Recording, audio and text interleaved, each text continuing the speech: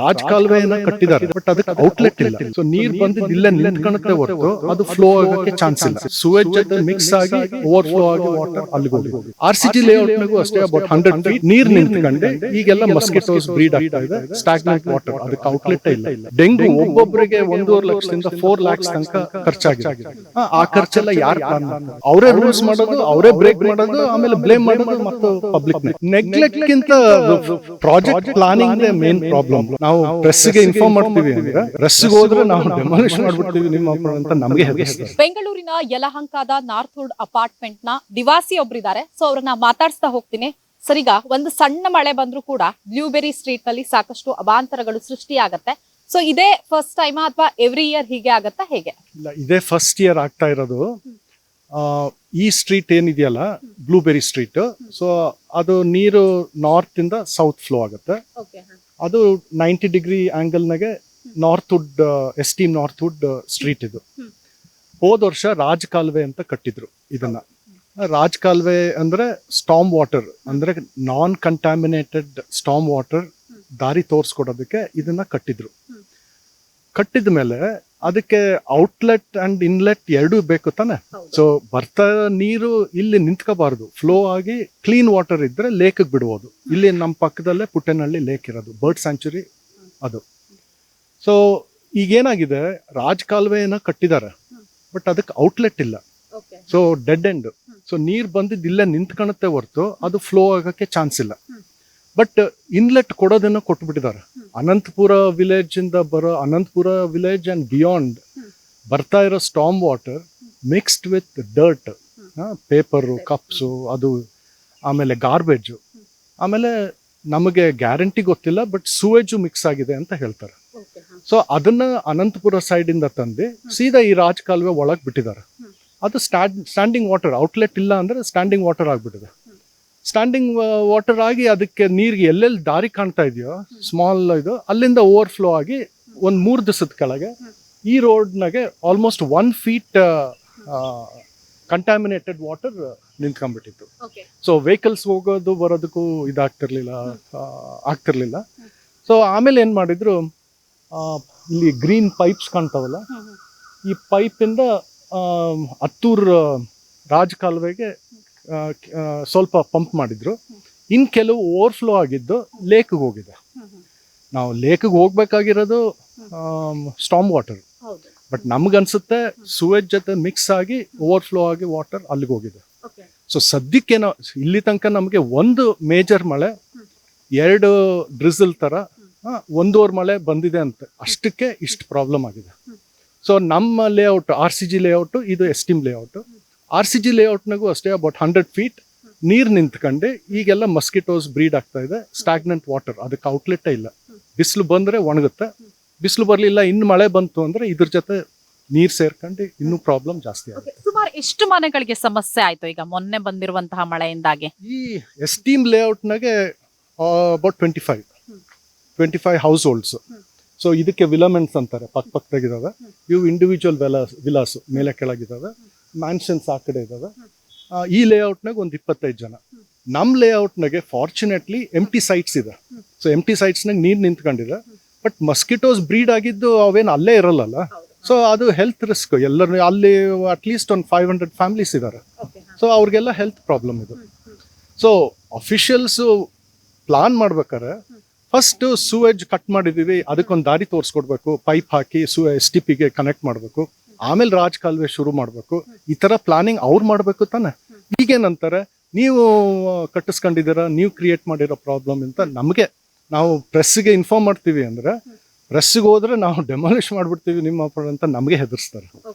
ಈಗ press visibility ಬಂದಿರೋದ್ರಿಂದ ಈಗ ಗೌರ್ಮೆಂಟ್ ಅಫಿಷಿಯಲ್ಸು ಬಂದಿದ್ದಾರೆ. ನಿನ್ನೆ DK ಶಿವಕುಮಾರ್ ಬಂದಿದ್ರು. ಸೊ ಬಂದು ಈಗ ಒಂದ್ ಸ್ವಲ್ಪ ವಿಸಿಬಿಲಿಟಿ ಜಾಸ್ತಿ ಆಗಿದೆ. ಏನ್ ಹೇಳಿದ್ರು DCM DK ಶಿವಕುಮಾರ್ ಅವರು? ಅಥವಾ ಇದಕ್ಕೂ ಮುಂಚೆ ಅಧಿಕಾರಿಗಳ ಗಮನಕ್ಕೆ ತಂದಾಗ ಏನು ನೆಗ್ಲೆಕ್ಟ್ ಮಾಡಿದ್ರ, ಹೇಗೆ? ನೆಗ್ಲೆಕ್ಟ್ ಗಿಂತ ಪ್ರಾಜೆಕ್ಟ್ ಪ್ಲಾನಿಂಗ್ ಮೇನ್ ಪ್ರಾಬ್ಲಮ್.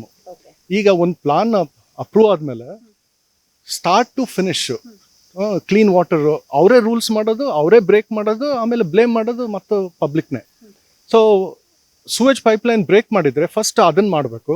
ಆಮೇಲೆ ಅನಂತಪುರ ವಿಲೇಜ್ ಇಂದ ಬರೋದು ನೀರಿಗೆ ಇನ್ಲೆಟ್ ಮಾಡಬೇಕು.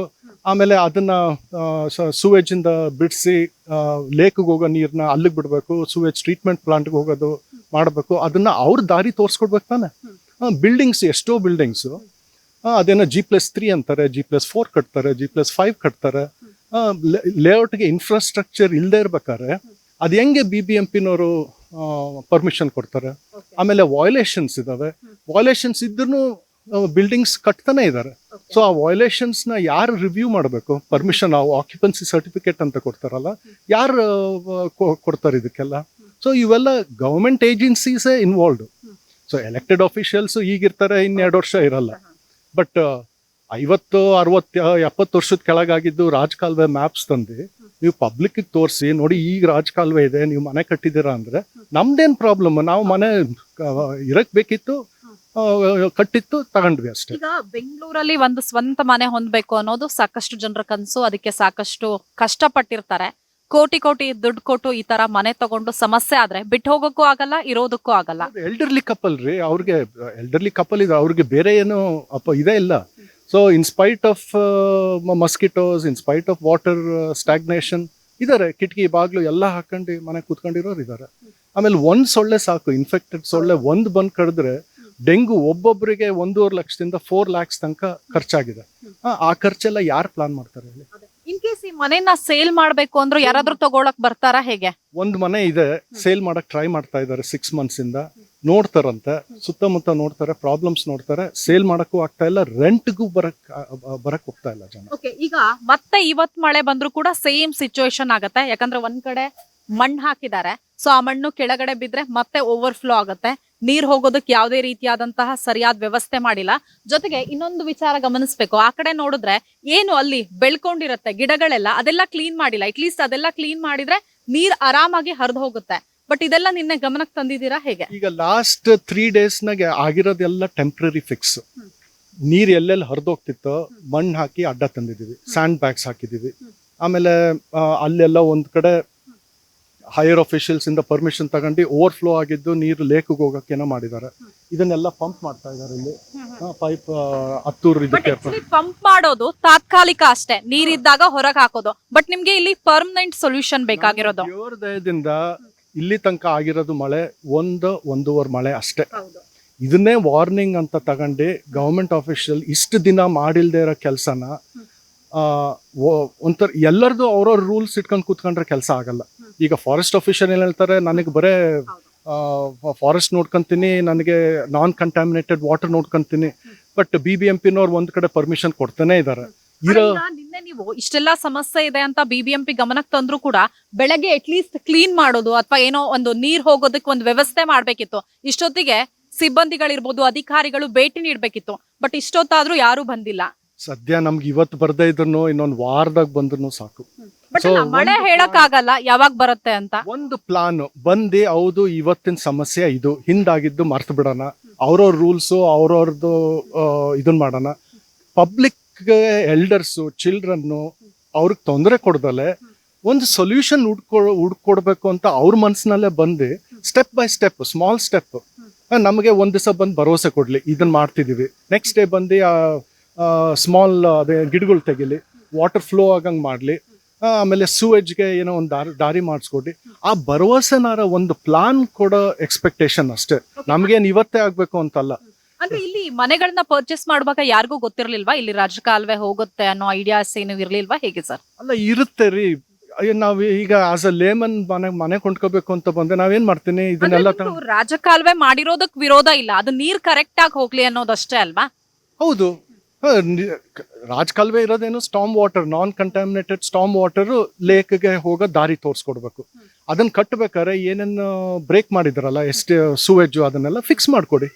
ಅದರಲ್ಲಿ ನಮ್ದು ಕಂಟ್ರಿಬ್ಯೂಷನ್ ಬೇಕು ಅಂದ್ರೆ ಮಾಡೋಣಂತೆ. ಬಟ್ ಪೂರ್ತಿ ಕೊಡ್ರಿ ಅಂದ್ರೆ ಒಪ್ತಾರ ಇಲ್ಲ ಜನ.